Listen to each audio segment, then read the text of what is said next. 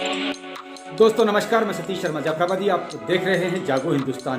दोस्तों, जेवर international airport के दूसरे चरण के लिए जमीन अधिग्रहण की प्रक्रिया के अंतर्गत जैनतपुर गांव में लोक सुनवाई हुई और ये जैनतपुर अंतिम गांव है जहां लोक सुनवाई का काम गुरुवार को पूरा हो गया।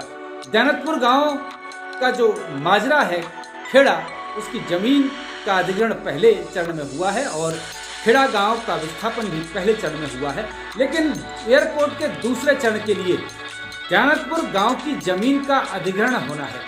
गांव का विस्थापन तो प्रस्तावित नहीं है, लेकिन गांव की जमीन का अधिग्रहण एयरपोर्ट के दूसरे चरण के लिए होना है। जेवर एयरपोर्ट के दूसरे चरण के लिए गांव में चली इस लोक सुनवाई में गांव वालों ने बड़े तीखे सवाल किए हैं। प्रशासनिक अधिकारियों को तर्कों से धोकर रख दिया। ग्रामीणों ने अपने तर्क रखे, अपनी बात रखी और प्रशासन पर और सरकार पर किसानों का शोषण करने का खुल्लम खुल्ला आरोप लगाया है। जेवर एयरपोर्ट किसान संघर्ष समिति के अजय प्रताप सिंह और अन्य किसानों ने किस तरह जमकर धोया है अपनी बातों को लेकर यमुना विकास प्राधिकरण, एसआईए की टीम और एडीएम बलराम को। आप भी देखें, सुने। दोस्तों, किसानों की आवाज का यह वीडियो अपने अन्य साथियों में शेयर अवश्य करें ताकि किसानों की यह आवाज दूर तक जाए। आप लगातार देखते रहें किसानों की बात सतीश शर्मा जाफराबादी के साथ। अब देखें किसानों ने किस तरह अपने तर्क रखे हैं और किस तरह से किसानों ने अपनी बातें अधिकारियों के सामने। और इधर हमारी आबादी है, मेरे प्लॉट है 239 240 जो आज की खाली पड़े हैं, उनमें मकान नहीं बना। 3 दिन मेरी लड़ाई हो चुकी है वहाँ। आपका जो विस्थापन है एकदम गलत है और आपने 15 दिन के अंदर हमारा गांव तोड़ दिया। 2 साल का टाइम था, 2018 में आपने जमीन का मुआवजा दिया। हालांकि हमने नहीं लिया जमीन का मुआवजा, लेकिन आपने 15 दिन में मकान के पैसे डाले और घर तोड़ दिए। क्या 2 साल पहले पैसे नहीं दे सकते थे? मकान क्या जो हम अपना घर बना लेते? आज आधे आदमी कहीं पड़े हैं, आधे कहीं है।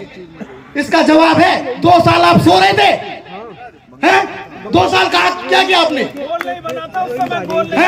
आज हमारी मम्मी यहाँ है, मेरे पिताजी सीआरपीएफ में है। आपने कौन सा? आप लोग पढ़े लिखे हैं, एसडीएम है, एडीएम है। एक नियम ऐसा बनाया कि जो फौजी या जो कोई पैरामिलिट्री का जवान हुआ है, अगर वो टाइम पे नहीं आ रहा तो उसका बच्चा या उसकी वाइफ उसकी फाइल भर सके। कुछ सोचा आपने? नहीं सोचा, क्योंकि आपकी सोच खत्म है। हम लोग आज किराए पे पड़े, मकान कंप्लीट नहीं है, पार्क है, पार्कों में हमारे में घास तक नहीं है, धूल उड़ रही है वहाँ पे। 2013 का कानून बना था, उसमें यह लिखा था साफ में कि ग्रामीण क्षेत्र होगा तो 4 गुना मुआवजा मिलेगा और शहरी क्षेत्र होगा तो 2 गुना मुआवजा मिलेगा। उसमें यह निर्णय क्यों लिया गया? किसानों का शोषण ये सरकार बराबर करती रही है और कर रही है।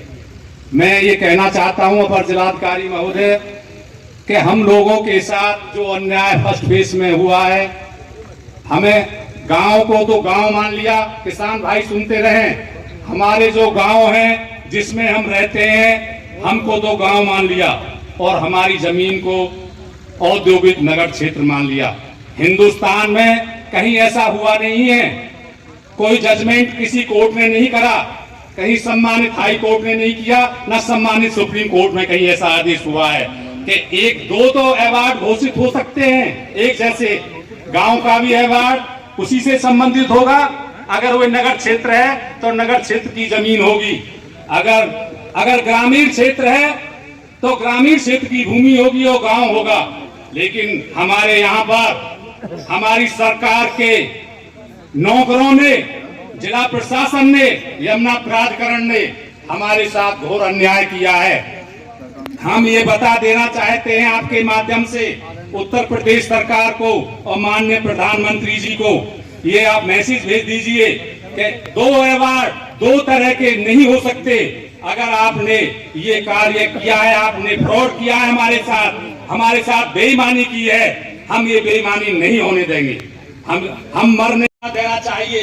जब सप्लीमेंट्री अवार्ड उत्तर प्रदेश सरकार ने बना दिया, आपने बना दिया, तो 4 गुना क्यों नहीं दिया? पेड़ की कीमत 4 गुना क्यों नहीं दी? मकानों की कीमत 4 गुना क्यों नहीं दी? जब सप्लीमेंट्री अवार्ड आपने संशोधन किया है, इतने बड़े स्तर पर गलती हो सकती है क्या?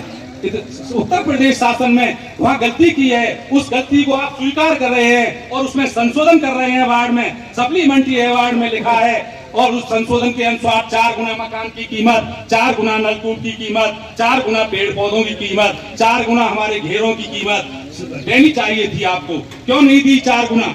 4 गुना हम 4 गुना के हकदार हैं। चलो जमीन का पैसा तो हम लड़कर भी ले लेंगे, लेकिन हमारा जब मूल्यांकन आपने सप्लीमेंट्री अवार्ड ग्रामीण में किया है हमारी आबादी का, तो हमें 4 गुना चाहिए, 4 गुना चाहिए। सब लोगों से मैं कह रहा हूँ 4 गुना मिलेगा।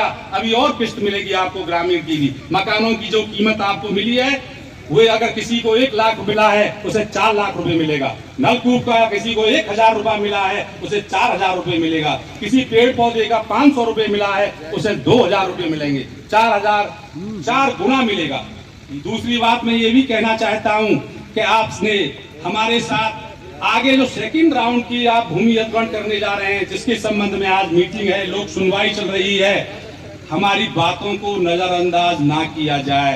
ये किसान, इनके पास 5 बीघे, 2 बीघे, 1 बीघे में ऐसे भी किसान हैं कि 4 भाई हैं, 250 नहीं 200 गज, 150 गज जमीन आती है और उसके गले उसके बच्चों को पूछो वो कैसे कहाँ रहेगा। किसी के साथ अभी मैं सुन रहा था कि ये हुए लोग ही नहीं है, गांव में रहने वाला आदमी, आप भी गांव से वातावरण से होंगे, गांव में रहने वाला हर आदमी, चाहे मजदूर हो, चाहे वो किसान हो, चाहे वो भिखारी हो, वो गांव का नागरिक है। और जब गांव का नागरिक है तो आप उसे बेदखल नहीं कर सकते। उसको 50 मीटर का प्लाट कानून के अंतर्गत आपको देना ही होगा। उसे उसकी झोंपड़ी का मूल्यांकन करके 4 गुना देना ही होगा।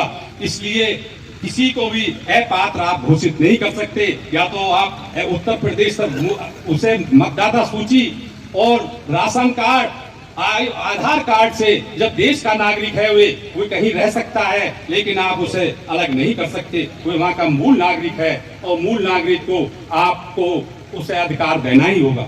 तीसरी चीज में पूरे हिंदुस्तान के किसान को भूमि अधिग्रहण 2013 जो कानून बनाया गया है उसी के अंतर्गत मुआवजा दिया जाएगा और मुआवजा मिलेगा।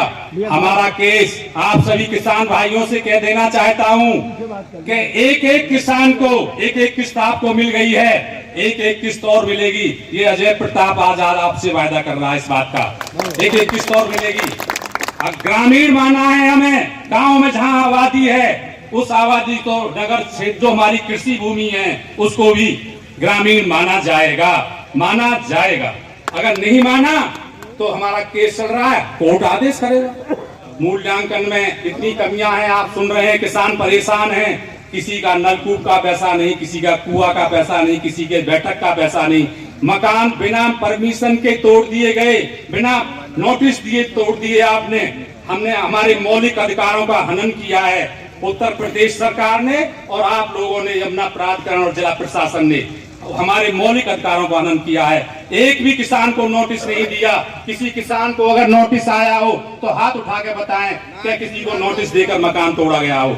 हम उत्तर प्रदेश सरकार को बता देना चाहते हैं आपके माध्यम से कि ये जो हमारे मौलिक अधिकारों का हनन किया है, आज भी हम खुले में झोंपड़ी में रह रहे हैं। जहां हमारी पुनर्वास व्यवस्था है वहां जाकर देखिए, आपके 18 महीने का टाइम होता है पुनर्वास व्यवस्था में।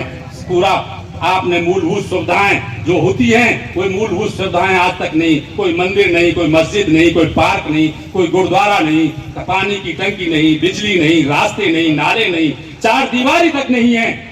हम लोगों को खुला छोड़ रखा है, कोई भी आए कोई भी मार दे, उसकी 4 दीवारी तक नहीं की गई। 4 दीवारी तो सबसे पहले होनी चाहिए थी जहां हमें विस्थापन किया गया था, क्योंकि हमारे लिए वो नई जगह है। वहां आसपास का क्षेत्र कैसा है, कैसे लोग रहते हैं, हमारी सुरक्षा का आपने ध्यान नहीं रखा। हम 2013 के कानून के अंतर्गत मकान बनाकर ही देने चाहिए थे।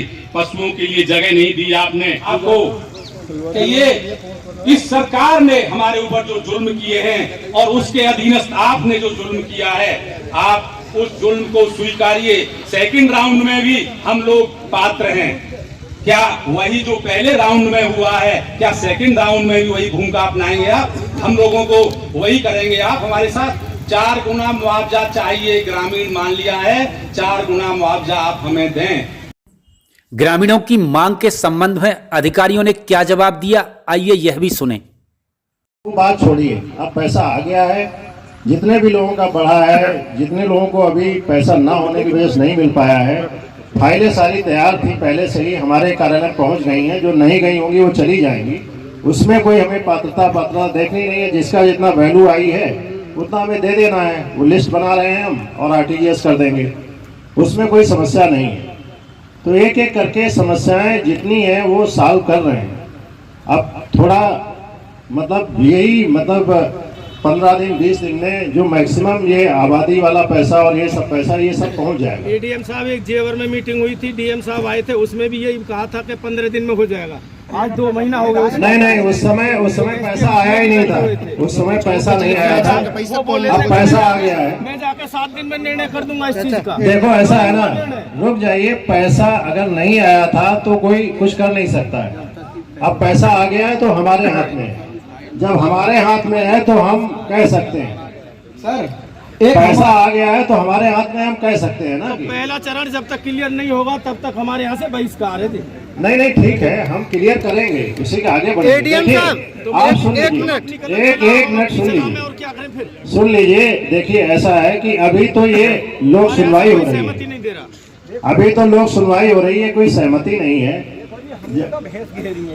कहना चाहूंगा कि किसानों का शोषण लगातार बढ़ रहा है, इसलिए उस शोषण पर आप प्रतिबंध करें। कर्मचारी आपके जब फाइल भरता है, आप लोगों ने, मैं आपकी पहले जब राउंड में आप लोगों ने गांव जब हमने अपर जिलाधिकारी महोदय साहब से कहा था, आपने कार्यालय लगवाए, आपने फ्री फोटो स्टेट कराई, हम हुए, आपका सहानुभूतिपूर्ण कार्य था, DM साहब का सहानुभूतिपूर्ण कार्य था। लेकिन आज एक फाइल में भुगतान करने के लिए उससे पैसा लिया जाता है, उसके कागज निकालने के लिए उससे पैसा लिया जाता है। हम पीढ़ी दर पीढ़ी के लिए हम भूमिहीन होने जा रहे हैं। जब हम भूमिहीन होने के लिए जा रहे हैं तो हमारा शोषण क्या यहाँ भी होगा कि हमारे भुगतान का भी हमसे पैसा लिया जाएगा, कमीशन में हमारे कागज निकालने का भी पैसा लिया जाएगा।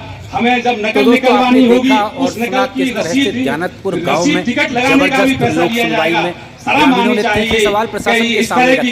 ग्रामीणों ने सवाल उठाए प्रशासनिक अधिकारियों पर, कर्मचारियों पर और प्रदेश की योगी सरकार पर। दोस्तों, किसानों की बात सुनी जानी चाहिए, उनकी समस्याओं का निस्तारण समय पर होना ही चाहिए। आप देख रहे थे जागो हिंदुस्तान में सतीश शर्मा जाफराबादी। लगातार किसानों की बात के साथ आपके साथ हाजिर होता रहूंगा।